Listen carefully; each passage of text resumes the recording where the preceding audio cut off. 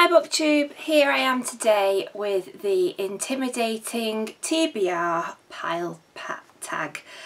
First saw this tag on Eleanor Reads Books channel, thought it struck quite a chord with me. As I've been selecting the books to do this intimidating TBR pile, it seems like there's a bit of a theme, so we'll just go through the questions and it might become clear what the theme is. The first question is, what book have you been unable to finish? And this one, no brainer, Jonathan Strange and Mr. Norrell by Susanna Clarke. I read 200 pages of this humongous book. I think there are almost 1,000 pages in this book. Oh, in fact more, just over 1,000 pages in this book. I got to page 200 and Jonathan Strange hadn't even appeared. Nothing had really happened. I got so bored. I kept putting it down thinking, oh well, I'll get back to it, but there was just nothing to motivate me to pick it up again, and I just thought life's too short because I could get more and more hundreds of pages in and realise that actually I shouldn't have bothered with it all along, so I didn't finish it. Yeah, not for me. The next question is a book you haven't had time to pick up yet, and I'd have to say that one would be Gone with the Wind by Margaret Mitchell. I've had this book for ages. In fact, I think this cover, if you can see, I don't even think that's in print anymore. It's been that long since I've had it. I've seen the film loads of times. I absolutely love it. I've heard a lot of people have been reading this book this year on BookTube, and I know I'm going to love it. I know it's going to be fantastic, but I just, for some reason, haven't got around to it. Never seem to have got time, because again, this is another quite big book. There's quite small print in it, if you can see there. So yeah, and this is cracking on for 1,000 pages again, so I'm sure from what I've heard of the book and from what I know of the story, it won't feel like 1,000 pages. I'm sure it'll just feel like 1,000 pages isn't enough. It sounds like the kind of book that you won't want it to end. So I don't know why I haven't got around to it yet, but maybe that's something I should just get on with, and doing this tag has highlighted that there it's been on my shelves all this time. So yeah, don't seem to have got around to that one. The next question is a book you haven't read yet because it's a series. I've got a few of those, but I've just selected a few. The first one is the first Game of Thrones book by George R.R. Martin, and again, the size of this book, you notice in the theme, it's the big books. This is like 800 odd pages. It's quite a small book, and as you all probably know, there are quite a few books in the series, and I think more to come, and they're all like this. So yeah, so I have watched the TV series, love the TV series, would love to get on with the books, but it just feels like it's a big job to do. So that's one that I haven't started yet because I know it's a series. Another series which I've actually got all 3 books in the series is A Discovery of Witches by Deborah Harkness. I've heard good things about these books, good reviews on Goodreads. There's 3 books in the series, so there's the first one, The Discovery of Witches. Quite a big book, although it doesn't say 690 pages. Then the next one in the series is Shadow of Night. The covers are beautiful on these, absolutely stunning. So yes, that's the next one. Again, that one, 600 odd pages. And the final one, which I've actually got, so I've got the whole lot, is The Book of Life. Again, a beautiful cover. But you might notice again, they're all whoppers of books. So you might notice that the current theme, the ongoing theme for my intimidating pile of books and my intimidating reads is the big book. So they're the ones that I haven't picked up yet because they're in a series. A book that you haven't read yet because it's brand new, that would be Illuminae by Amy Kaufman and Jay Kristoff. And I haven't picked it up yet because I only got it today. But I've seen it reviewed. Again, this was on Eleanor Reads Books channel. She absolutely raved about it. It looks really, really different inside. It's all sort of written in, looks like emails and text things, and yeah, it's very different the way it's written. So quite keen to have a go at that. So that's the only reason I've not picked this one up yet, is because it's arrived in the last couple of hours.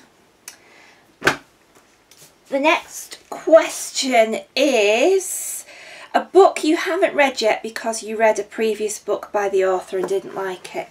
That would be the Jane Austen Book Club by Karen Joy Fowler.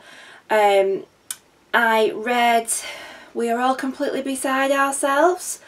A lot of people seem to really like it, but when it got to the big reveal and the big twist, which I won't give away, I just kind of went, ugh. It just didn't do it for me, and I kind of thought, well, this has just become ridiculous now. And so it just went out the window for me from then onwards, and I think I rated it at something like 2 stars. I absolutely hated the book. So when I picked this one up, I just saw Jane Austen and book in the title, but because I didn't like We're All Completely Beside Ourselves, I haven't got around to this one yet. But I'm willing to give it another go, just don't know quite when.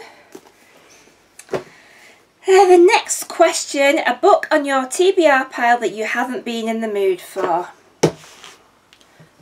Under the Dome by Stephen King. I've never read any Stephen King, but obviously, you know, I've seen a lot of the films that have been adapted from Stephen King's works, and they're all pretty fantastic. But maybe it's something to do with the size of this book. I've heard a little bit about this one, but not too much. I know he's a great storyteller. Again, this is over 800 pages, so yeah, that's the one that I've not been in the mood for, possibly because it's huge.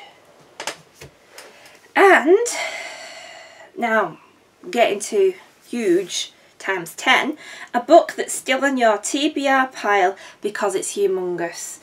And I've actually got a book that's bigger than all of those other ones, and this is A Suitable Boy by Vikram Seth. It is really, really heavy.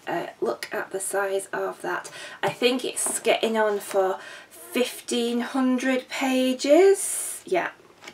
I don't know much about it. I actually picked this up in a second-hand shop when I was browsing for £4, so £4 the size of that. I know it's regarded as a classic, but yeah, it's a big one. So yeah, so I've been intimidated by that one because I think that definitely deserves the title humongous. And the final question, oh no, next to final question, is a cover by that had poor reviews, and that would have to be Uprooted by Naomi Novik. This book is beautiful, and it's absolutely stunning. Beautiful purple on the inside there, and a beautiful, beautiful mint green with gold on the spine. So yeah, it's just a beautiful book that I was intrigued by just how beautiful it was and wanted it, but I've seen some absolutely scathing reviews of it on BookTube. Some people absolutely hate this. The odd people seem to love it, but I have seen some absolutely caning reviews of it, but I bought it anyway because it's so pretty, but I haven't read it yet.